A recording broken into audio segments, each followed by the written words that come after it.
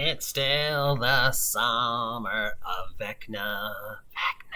What's up, boys and girls, ladies and gentlemen, cats and dogs, and all the fish in the ocean? It is I, the OGGM. It is Monday the 13th. Ooh, Monday the 13th. Spooky, spooky, spooky, which of course means nothing. It's about 9:30 in the morning. It's 66 degrees and just cloudy and just here in Site B. June gloom is my personal opinion, the worst weather.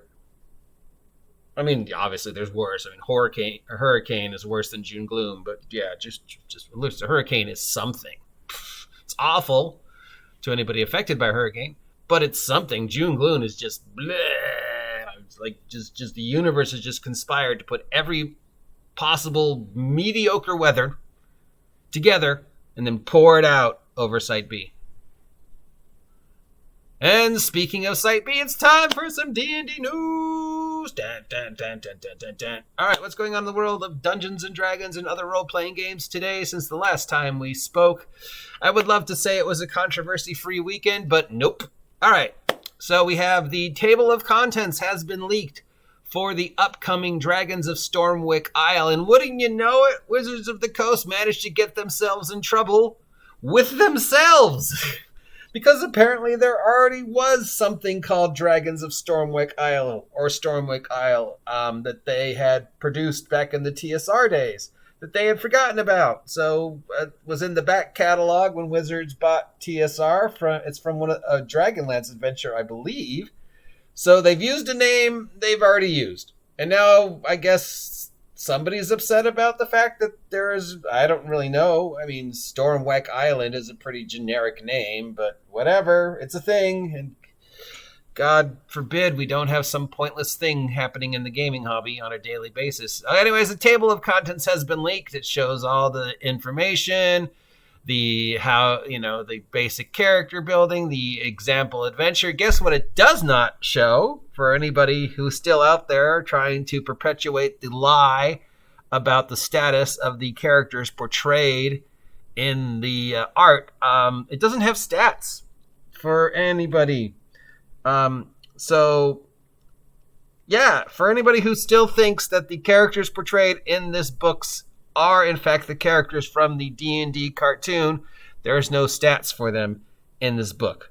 If they were the characters for the D&D cartoon, or even close to the characters for the D&D cartoon, Wizards of the Coast would include stats. In fact, Wizards of the Coast would be yelling at the top of their lungs, yes, these are the kids from the cartoon, because it would be a way for Wizards / Hasbro to make more money by milking that nostalgia. But all they did was put some art that looks vaguely like the characters from the cartoon. They have said, no, they're not the characters from the cartoon. They're just a homage. The creator of the cartoon has said, no, they're not the characters from the cartoon. They're just an homage to the cartoon. Disney, who actually owns the rights to the Dungeons & Dragons 1980 cartoon, has said, no, they are not the kids from the cartoon. Unless Wizards of the Coast wants to pay us a lot of money, they're not the kids from the cartoon. So if there was any question in anybody's mind that these are the kids in the cartoon, they're not. That doesn't mean in your game they can't be. If you want to say, oh yeah, they are, they never got off the island, they've been fighting Dungeon Master's stupid war this whole time, that's fine. That's your game, your world. But facts are, nope, they're not. Moving on. I hope we never have to talk about this again. There is an OGL for the Cypher system. So if you've ever looked to make something for the Cypher system, it is now available under the Cypher System Creator Program. It's available over at DriveThru, and there's already a couple things coming out for it, including something called Mystery Flesh Pit National Park. I don't know what that is, but that's a great name. Mystery Flesh Pit National Park. That'd be a great name for like a Halloween haunt. Yes, I know, it's Halloween, they're fucking ready. I just saw a video about a haunt yesterday that's already open. So, God, why, like I said before, why even bother closing down? So, if you are a fan of the Cypher system, which I've heard good things about, though I've never had a chance to play, and are thinking of making your own product, now you can.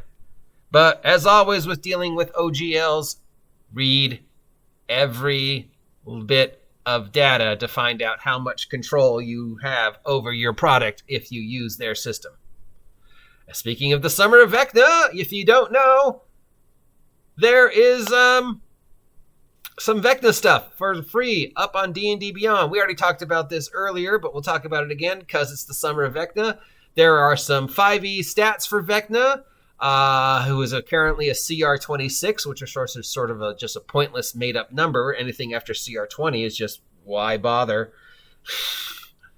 You can get an adventure based around Vecna. You can get Vecna stats. You can get you can watch the video of the kids from, some of the kids from Stranger Things playing D&D. There's a whole bunch of stuff on Vecna. So yeah, and apparently because you cannot leave well enough alone, there are already people hemming and hawing and complaining about the stats for Vecna. It's too many hit points. It's not enough hit points. He's too powerful. He's not enough powerful. And my answer to that was, dear God, really? This is what you're whining about? Somebody was even whining about Vecna's backstory, which I think you're just projecting at that point. His dad wasn't present. Maybe your dad wasn't present and you're projecting on Vecna? I don't know. Vecna is a plot device. He has whatever powers and abilities the writer of the adventure needs to have Vecna be in there. He is not an actual tangible substance. He's a plot device. So whether he has 226 hit points, which is a strange, unusual choice, or he has 5 hit points, he's going to have whatever powers at whatever level the creator of the story needs to have him at to be able to tell the story of the adventure. You then get the adventure in your hands and you can change, modify it any way you want because Vecna is a plot device. So use him whatever way you want. If 276 hit points is too much, lower them. If he's too powerful, decrease his power. Remember, he's a Deus Ex Machina. Moving on. Netflix has announced a Cyberpunk Edge Runner animated thing. It's an animated series based upon the video game Cyberpunk 2077. Congratulations, Talsorian, you have a animated cartoon for Cyberpunk. I mean, it's okay, it's a couple thousand years too late, but still, way to go, Mike. Aha.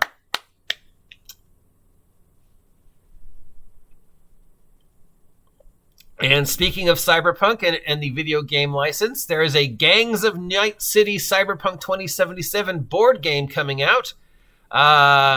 Worker placement mechanics to stimulate the control of Night City's underworld between rival games. Gangs, do we have figures or anything like that for this? No release date has been announced at this time, but there will be a crowdfunding campaign prior to release. Box set. Probably going to have cyberpunk type figures for it and moving around and just typical board gamey stuff. But congratulations again to Mike and Talsorian for getting us Cyberpunk 2077 board game made. D&D Beyond posted an update warning international customers that some content may be regionally blocked. This statement warns consumers that due to laws barring the publications of certain content, like nudity or violence, they are required by law to block the content in those countries. The statement, blah, blah, blah, blah, blah. Although it doesn't specify what content it is, we can assume it's either the LGBTQ content or nudity or violence or just whatever countries are all up in arms about. Oh, how dare you show a same-sex couple? Dear God, grow up. All right, but that doesn't mean you can't get the content because you just change, when you log on, you just change what country you're logging on from when it asks you what country you're in. You just don't put your country. You put United States or whatever, which is probably illegal, but, who cares? If you really want the information. And it's not like there's anything on D&D Beyond you can't get elsewhere. Well, what about the Vecna dossier you just talked about? I am 90% sure somebody's already copied and pasted that someplace else. So if you want that information, it's out there. Wizards, wizards, wizards! It just can't stop with wizards. Speaking about wizard, the proxy fight with Hasbro has concluded, and Hasbro has come out victorious. We already talked about this. The very shady company, activist invested firm Alta Fox Capital attempted to initiate a proxy battle for control of the board of directors at Hasbro in an attempt to gain enough control of the board to force the company to spin off Wizards of the Coast onto its own company. And it failed. Probably because there was some, because it was a proxy account and a proxy company, and there was some hemming and hawing of stuff I don't really understand, but basically I think Hasbro would fight tooth and nail before they'd let Wizards of the Coast go. Or they might let Wizards of the Coast go. I mean, Wizards of the Coast at this point is just a name, right? Inside Hasbro. Hasbro still owns D&D. Hasbro still owns Magic the Gathering. It's just produced by Wizards of the Coast. And that appears to be it.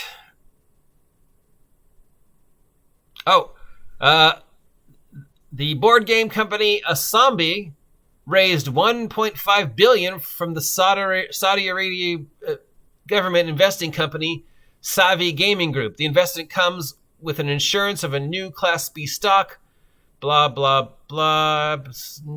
Basically, they're getting money from Saudi Arabia to produce their stuff in exchange for whatever Saudi Arabia feels they need to have controlling interest in a video game, board game company. Probably nothing good. But you never know. I mean,